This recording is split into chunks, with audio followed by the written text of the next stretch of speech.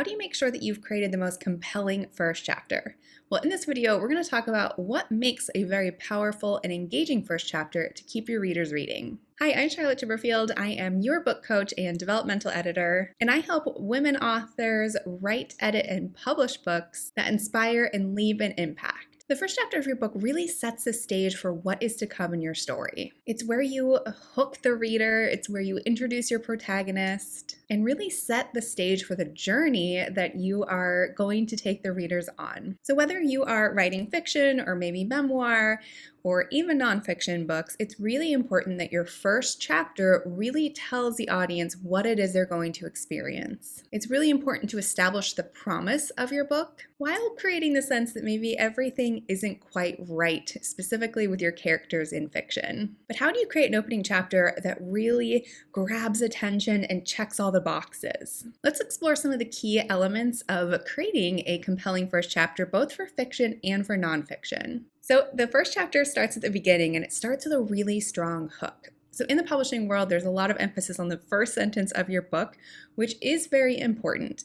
But so is the entire first chapter, because again, you're setting the foundation for the journey that's coming throughout your book. The key here is that not every single piece of description and everything that's going to happen needs to be disclosed in this chapter. So the role of that opening sentence in your opening of your first chapter is really to pique interest. You want to get people leaning forward going, ooh, something is amiss here, or this was going to really resonate with me because this is the kind of book I've been looking for. So having a really good hook, which is your first sentence in your chapter, is really important because that's going to get the readers immersed directly into the world that you've been creating or directly into the topic you're presenting for nonfiction. And it's going to encourage them to keep reading. We don't want to wait until our second paragraph or our second chapter to really captivate their attention. So that's why there's so much emphasis on the first sentence. Again, you don't need to give everything away. You just need to pique the interest. And you might say, well, my whole book is piquing their interest. Of course it is, but you want to be able to immerse them quickly into it without having to tell the backstory or how we got here. You want to drop people right into the action so they know exactly why they are there, why they are reading your book. So let's explore some examples. So on the fiction side, you might be writing various genres, could be anything from romance or women's fiction or thriller. So there's different things that you can do. So one is to have a very shocking statement that opens your chapter. You could also do a very intriguing question. So questions can be a really powerful way to engage people and pique their interest. You can also create a very vivid scene. So the more that you kind of appeal to everyone's senses is also going to help pull people in and immerse them into the world you've created. So here's some examples for each of those categories of opening sentences. So if you were to start with a shocking statement, you might say something like, I never meant to kill her, but the knife fell right into my hand. That's a very shocking statement, right? You're instantly like, oh my gosh, what happened? And realizing that you're going to understand this story from the perspective of this potential killer. So there's a lot going on there, and you can see how just a powerful sentence really gets you kind of on the edge of your seat, wanting to know more and really curious about where the story is going to go. So you could start with an intriguing question. So this could be a character thinking this or asking someone else, but there's a way to get a question worked in. So there could be maybe one character speaking to another and says, what would you do if you only had 24 hours to live? That might be a little bit on the nose for setting up a premise of what would you do in the next 24 hours. But again, you can see how that kind of question creates almost a sense of urgency of like, what would this person do in 24 hours and are they going to do it? So if you're going to start with a very vivid scene, again, appealing to many senses and emotions that we have, you might write something like, the rain hammered against the tin roof, drowning out the sound of my pounding heart. So again, you're getting this sensory awareness of there could be a storm happening, there's a tin roof, you're getting this sense of a beating heart and you're wondering, are they in danger? Are they in love? Like, we don't know yet. So again, there's that sense of intrigue and wanting to learn more. So the same is true if you're writing nonfiction. You can start with a question or kind of a vivid setting. You can also start with a very shocking statement. So if you're writing a memoir or a self-help book, you could start the sentence or your opening sentence with, in 2015, I lost everything, but that was only the beginning of something greater. So that really opens the door for you to share more about your journey, knowing that maybe everything wasn't right, but it sounds like because of what you went through, now there's going to be a happy ending you're working towards that you want to share with the audience and perhaps encourage them to explore the things that have happened in their life and see if there isn't actually a happy ending on the other side of things that have been very uncomfortable. So again, by creating a really powerful first sentence of your first chapter is how you really immerse people and drop them into your world so that they are interested to keep turning the pages and keep reading your book. Okay, so the second tip for creating a very compelling first chapter is to establish your protagonist. That's if you're writing fiction. And if you're nonfiction, it's really about establishing your core theme. So readers really connect with people, emotions, and ideas, not just events. So this isn't about just what happens in your book, it's also about the reactions of your characters, it's about your ideas if you're presenting nonfiction, and the emotions, regardless of your genre, that you're able to evoke for the reader. So for fiction, in the first chapter, you really want to make sure that you are introducing your protagonists and that readers are really understanding who it is that they are, what they want, potentially what their world is like now, and what is probably going to be slightly amiss as we move through the story. And for nonfiction, you want to make sure that you're establishing the main theme behind your book. So what is so compelling that's going to make readers feel that this theme is very relevant either to their lives or of interest to them so that they continue to read? So for fiction, the best way to really establish your protagonist is to make sure that they are very well developed. And within that first chapter, you want to make it very clear to the readers that this character has a desire or a goal. So what is it that they want more than anything? This is one of the key things to get established in that first chapter. The same with their flaws and strengths. We want to start to get a sense of who this person is, why they haven't gotten what they've wanted so far, and potentially what is holding them back. And the third piece for fiction is really getting a sense of their emotional state. So are they dealing with burnout? Are they grieving? Are they heartbroken? Where are they emotionally at this point in time? Because we know that something is likely amiss. So are they feeling overwhelmed by that? Are they trying to avoid it? We want to get inside their heads and their emotional state so that we can see who they are at the beginning of the book and then be able to follow their journey to who they become in the course of your book. So for nonfiction, I always invite writers to think of your reader as your main character. Specifically, if you are writing any self-development or a business book and you're sharing any kind of method or concept or strategy to help them go through life or overcome the same challenges that you have experienced. So if you're encouraging people to improve their life, your first chapter should really meet your readers where they are now. So when you set out on this journey, maybe to grow your business or to lose weight or to improve your life, where were you? What were you feeling? How did you know something needed to change? Were you forced into that change? Explore that and kind of meet your readers where they are, because likely they're in a similar place or wanting something to change or something's not shifting right, or they're wanting to finally lose that weight. There's so many different things that they are coming to nonfiction for. So no matter what the topic of your book is for nonfiction, your first chapter should really meet the reader where they are, because you're going to acknowledge where they are on their journey and then share with them that there's going to be a journey you're taking them on. Again, if you're sharing a strategy or a structure or a method, this is where you're going to take them. So we want to make sure that you really understand where they are now in this time and space as they're picking up your book.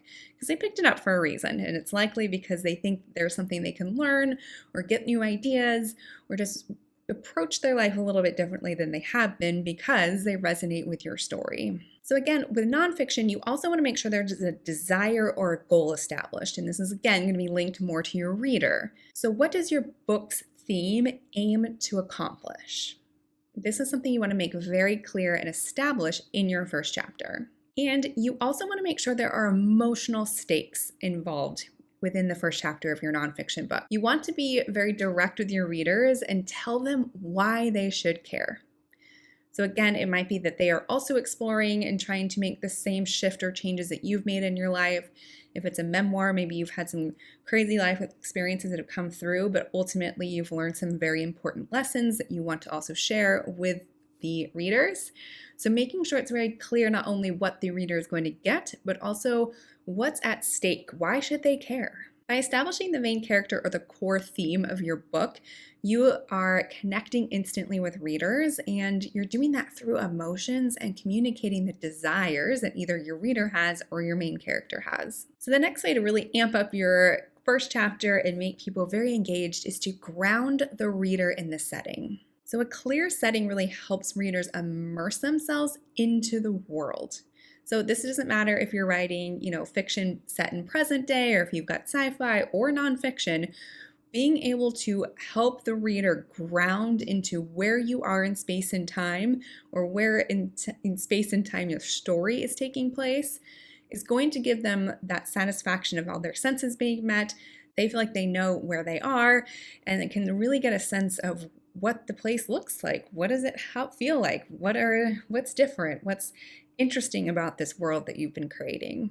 So no matter if it's like a bustling city or a cozy cottage or even an industry shift that you're exploring through nonfiction, using sensory details is going to really make your story come alive and, again, keep readers engaged. So for fiction writers, there's a couple ways that you can establish this setting right away that helps ground the reader, and one of them is through visual cues. So you could say something like the neon signs flickered along the rain-slicked street. So there you're getting a sense of it's raining, we're outside, there's neon signs. That could mean a bar, it could be a popular street maybe that's well known. So again, that visual aspect and being able to understand the weather, what we're looking at, maybe it's nighttime because the signs are very vivid. So it gives you a sense of what the environment looks like. Using sounds and smells are another way to ground your reader in fiction within that first chapter. So you might say something like, the aroma of burnt coffee mixed with the distant hum of traffic.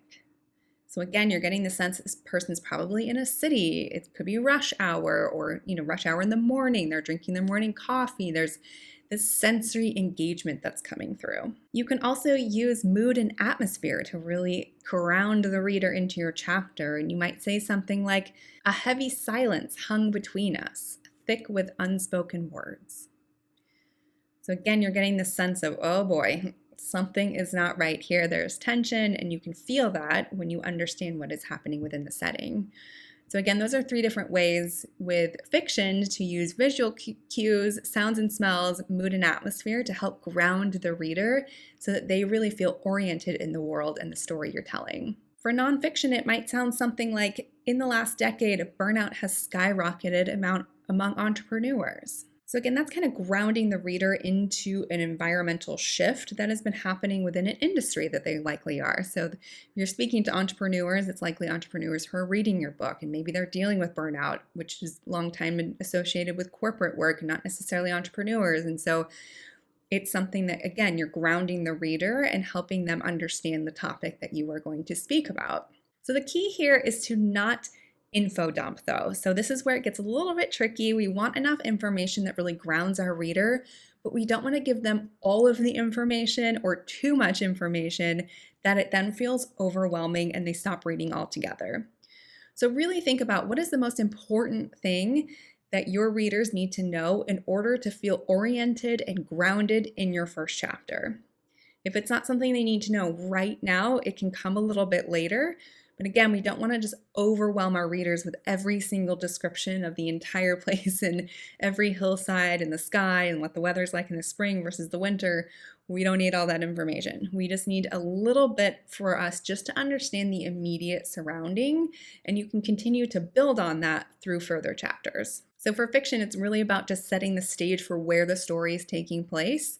And for nonfiction, it's really establishing what it is that you're going to address with your readers and what you're going to be helping them with.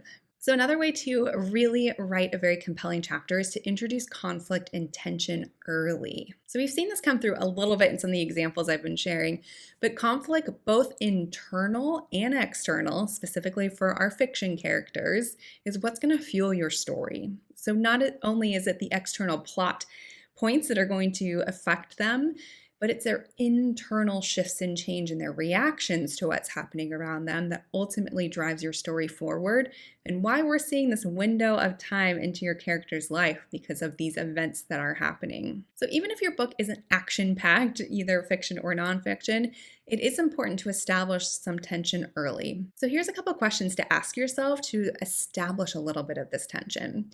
So the first question is, what immediate problem is being introduced? So for nonfiction, this might look like, hey, you've got this problem, I'm going to help you with it.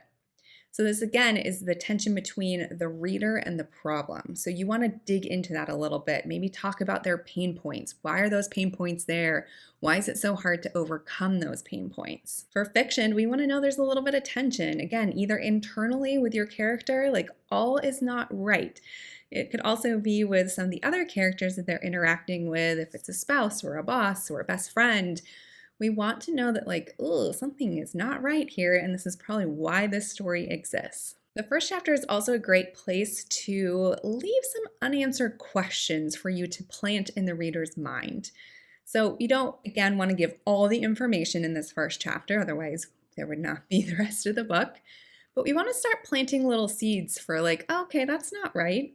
But I wonder, is this going to happen or is this going to happen? Where is this going to go? Those are good questions to be planting and reinforcing for your readers in that first chapter. And the third question to ask yourself is, how can you hint at larger stakes to come? Obviously, you have an entire plot to unfold for fiction, or nonfiction, you have a whole method to come. So think about what it is that's at stake that's to come. With nonfiction, you can be a little bit more literal with this and saying that you have a 10-step method that's going to help them achieve X, Y, Z.